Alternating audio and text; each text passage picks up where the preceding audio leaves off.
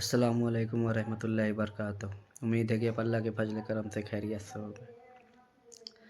नमाज में सजदा सहो कब करना चाहिए?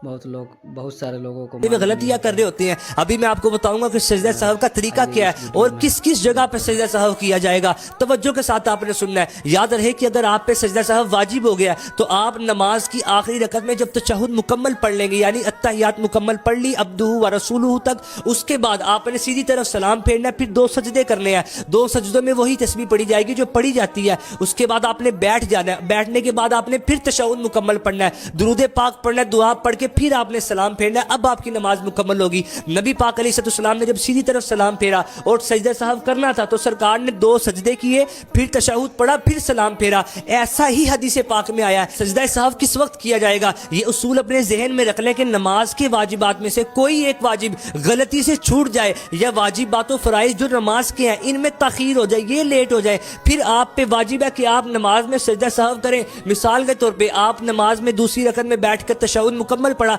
अब तीसरी रकत के लिए खड़ा होना था लेकिन आपने गलती से अल्लाहुम्मा सल्ली अला मुहम्मद इतना पढ़ लिया। आप पर वाजिब है कि आप नमाज के आखिर में सजदा साहब करेंगे। या वितर के अंदर दुआए कुनूत पढ़ना भूल गए, रुकू में चले गए, अब रुकू में जाकर याद आया, वापस तो नहीं लौट सकते, इसलिए अब बहुत सारे नमाज के लोगों को आखिर में पता सजदा नहीं साहब रहता है करेंगे। कि इसी तरह तशहुद पढ़ने नमाज की कब आखिरी सजदा रकत कर आप पढ़ सकते रहे थे, हैं। अत्तहियात पढ़ के गलती से भाई खड़े हो कई गए, लोग जाके हालांकि अपने आपने इमाम से सलाम फेरना था, पूछते हैं तो लोग अब आप इसी बैठते ही मसले दोबारा पे। सजदा साहब करेंगे। यकीन माने और बड़े ऐसे मसाइल हैं जिनमें कोई भी सजदा मसला हो साहब करना अपने होता मस्जिद है के लेकिन इमाम से थोड़े से जाके वक्त में बेधड़क सभी को पूछे। नहीं बयान किया जा सकता। वक्तन फवक्तन आप तक इन मसाइल को पहुंचाया जाएगा। जितना बताया गया उसको याद करें और लोगों में शेयर करें। अल्लाह पाक अमल करने की तौफीक अता फरमाए। कोई भी मसला हो अपने मस्जिद के इमाम से बेधड़क जाके उनसे पूछें कि इमाम साहब मसले का हल बता दीजिए, या कोई तरीका सीखना हो नमाज का उनसे जाके पूछें।